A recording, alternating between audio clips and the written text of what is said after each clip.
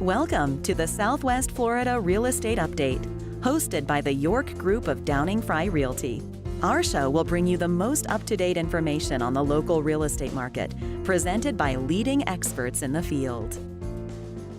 Welcome to the Southwest Florida Real Estate Update. I'm Morgan York with the York Group of Downing Fry, and today we're joined with our host Jim York and his guest Donald Ross Jr., President and CEO of Ross Title and Escrow. Thank you, Morgan, for the introduction. Well, Don, thanks Jim, for coming on the show. a pleasure. Thanks It's for having me. been since last month. We haven't been here, so Several lifetimes ago. I know you moved to your new office space. For the viewers that haven't seen the show, tell them a little about where that is. It's on Vanderbilt, the Galleria Mall, 8950 Fontana del Sol Way. It's at the hub of the real estate universe. There's probably 2,500 real estate agents in that general area, so it's a lot of action in that area. Well, I'm excited about it because you were downtown. Now you're kind of North Naples, but you're more centrally located. Change is good. It's easy for us. Well, there you go. That's why I did it. All for you. I did it just for you, if you believe that one. So, hey, Don, the topic today, we're going to talk about when people, they put their kids on deeds, or they put their agents put their property on an LLC or whatever. Right. So just touch base on that a little bit today. Well, I had that this morning. I get that, every other day. Somebody wants to add their children to the deed because they want to avoid probate fees. That's usually it. So I field those phone calls, and the first question is, well, why do you want to do it? And is this your only child, if it's for probate reasons? And like the lady I had this morning, the lady was 70 years old, and she has one daughter, and she wanted to put her daughter on the deed, two deeds actually. She had two properties. So I go through, and people miss this all the time. I said, what are they worth? And the two properties together were worth $500,000. One was $300,000 and the other was $200,000. And what did you pay for it? And in her case, together it was $200,000. So There was a $300,000 difference. So I pointed out to her that, first I tell her how old I am, so I'm not picking on a 70-year-old lady, but I said, when you pass, your kids get an automatic step up in basis. It's a tax thing where they're treated by the Internal Revenue Service as though they paid $500,000 for these two pieces of property instead of the $200,000 that her mother did. If mom just gave the property to her daughter, the daughter would have a basis of $200,000. It's a carryover basis, so she's presumed to be her mom. But if she waits till mom passes away, she gets the basis of $500,000. So I tactfully tried to point out to the lady that by doing so, you're potentially costing your daughter, a significant amount of capital gains taxes in order to save $3,000 to $5,000 in probate fees. So that's a bad thing. And then I use myself, 4 children. So even if I didn't have that issue, if you put the kids on the deed and God forbid one of them gets in a car accident, most car insurance policies are $300,000 in total coverage, unless you stack your policies. And if somebody gets killed and there's a judgment, there's a lien against your real estate. So you're taking that risk. Then again, I always use myself so it doesn't look like I'm picking on someone. All my children married, and they're married very well. We're very nice daughter-in-laws and son-in-law. Right. Don't quote me, but they're actually nice. And I said, statistically, there's a divorce rate in this country, and we're foolish to ignore it. So if that happens, your property's at risk again. So, there's all sorts of risks. There's potential assisted living someday, and you want to do all this to save $3,000 to $5,000 in taxes. And by the time we were done with the conversation, I found out that there was a sister-in-law who was overbearing, and she was going to push her daughter around. So I ended up steering her towards an estate attorney, somebody who could do a trust for this lady to protect her daughter when she passes away from the overbearing sister-in-law, and she could inherit it and get the step up in basis. So, I get those calls frequently. It's one of those things that seems, that's easy, we'll just call the lawyer, it's a simple piece of paper, but it usually takes me a good half hour of my time and revealing a lot of my family history to convince them that you're letting the attorney's fees tail wag the dog in this situation. You know, it's too much risk. It's going to cost your kids more money in most cases in the long run.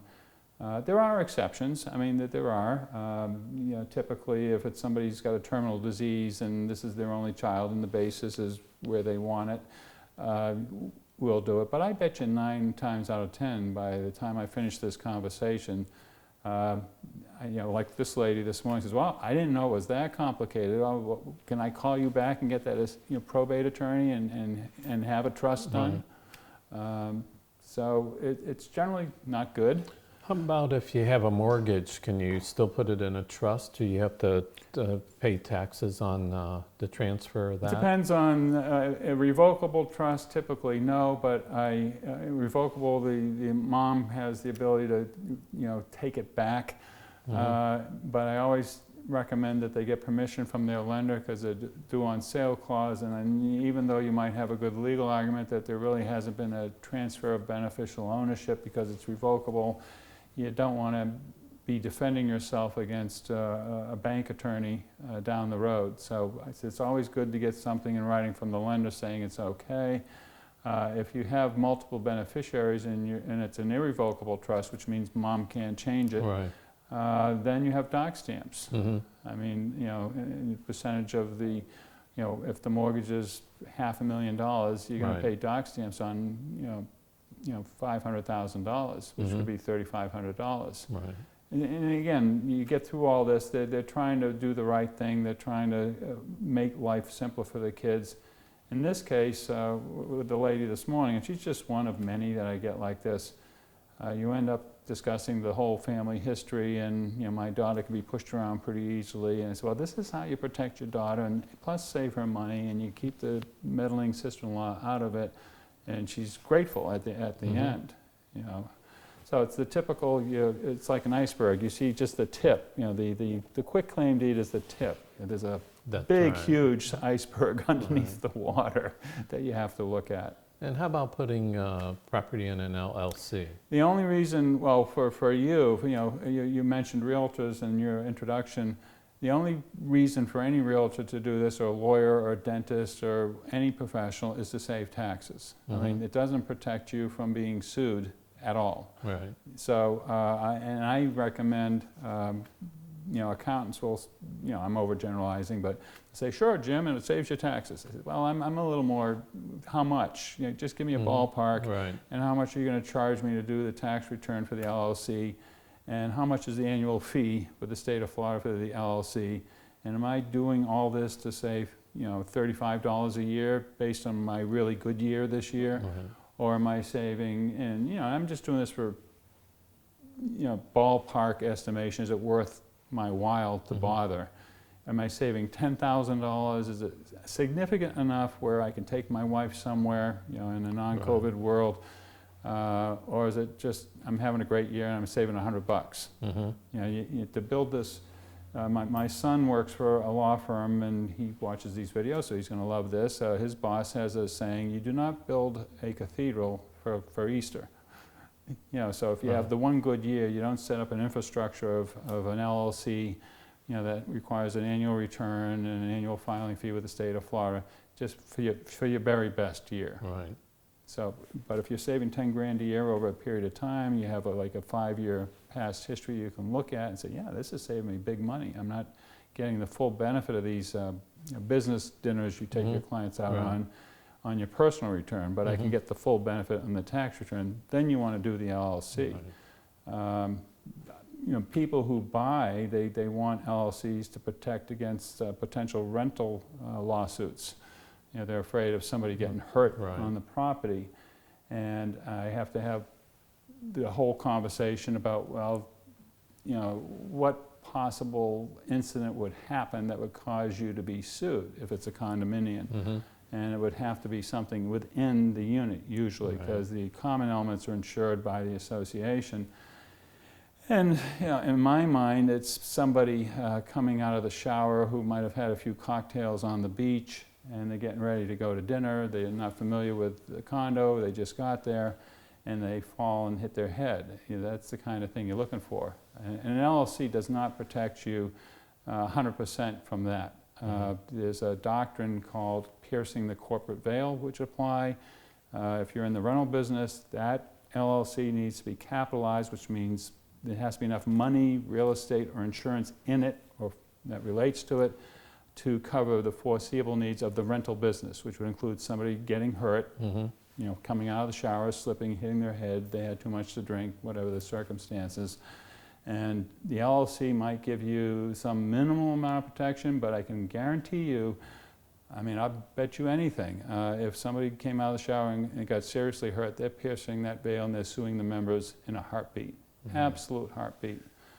So you need to have insurance, a lot of insurance, and I recommend that they go to a risk mitigator who can evaluate the property. What do you recommend to mitigate risk in this rental situation? They might recommend grab bars in the shower, anti-skid devices, and then save that report and implement whatever recommendations they recommend. So that if, God forbid, somebody does sue, somebody does get hurt, which you don't want, you can show that you hired an expert to tell you what's risky and you followed their advice. So that helps with the litigation. So, these are all things that to a lay person are simple, but as you can tell from my long-winded explanation, it's not that simple. It really is not. Well, Don, that's very informative to our viewers, and I know... Sorry if I bored you. No, I think it was great. I think, that's what we're doing here, is it's an educational show, and I appreciate you coming on the show today. Thanks for having me. I appreciate it. We'll see you next month. Thank you, and thank you for tuning in. We'll see you next month also. Thank you.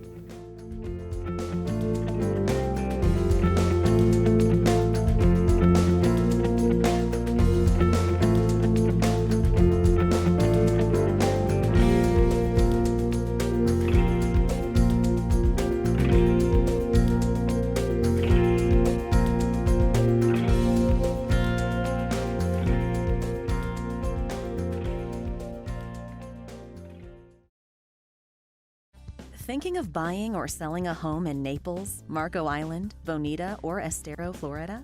Think of the most experienced York Real Estate Group, associated with the #1 brokerage in Southwest Florida, Downing Fry Realty, which produces yearly real estate transactions of over $1 billion. Jim, Michael, and Morgan make up the York Real Estate Group of Downing Fry Realty, with over $275 million in sales transactions, along with offering over 25 combined years' experience in the local market. The Yorks can offer the experience and trust you need in a realtor. Call them today at 239-273-6727 or visit their website at www.naplesyorkrealestate.com.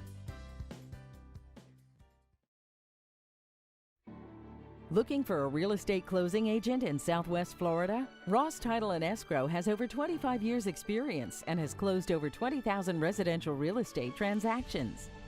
Donald Ross Jr., president of Ross Title and Escrow and a practicing attorney in the state of Florida with a degree in taxation, is here to service your needs. Call Mr. Ross or one of our 4 closing agents for a free consultation today.